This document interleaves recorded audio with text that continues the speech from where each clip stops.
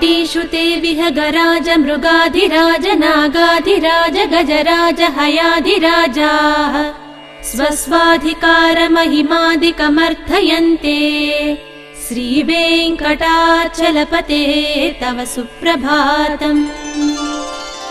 सूर्येन्दुभौमबुधवाक्पति काव्यसौरिस्वर्भानुकेतु दिविषत्परिषत्प्रधानाः त्वद्दासदासचरमावधिदासदासाः श्रीवेङ्कटाचलपते तव सुप्रभातम्।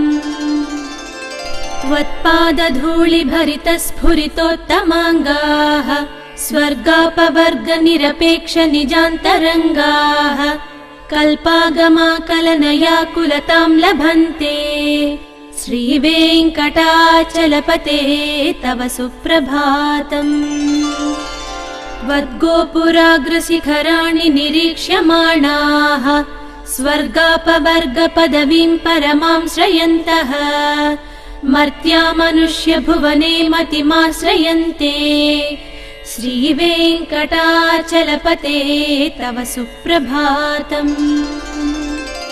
श्रीभूमिनायक दयादिगुणामृताब्धे देवादिदेव जगदेक शरण्यमूर्ते श्रीमन्ननन्त गरुडाधिभिरर्चिताङ्घ्रे श्रीवेङ्कटाचलपते तव सुप्रभातम्। श्रीपद्मनाभ पुरुषोत्तम वासुदेव वैकुण्ठ माधव जनार्दन चक्रपाणे श्रीवत्स चिह्न शरणागत पारिजात श्रीवेङ्कटाचलपते तव सुप्रभातम्।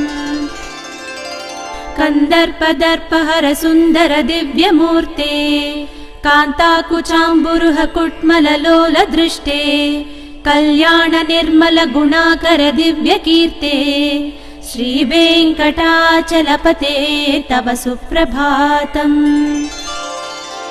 मीनाकृते कमठकोल नृसिंहवर्णिन् स्वामिन् परश्वत तपोधन रामचन्द्र शेषांस राम यदुनन्दन कल्किरूपा श्रीवेङ्कटाचलपते तव सुप्रभातम्।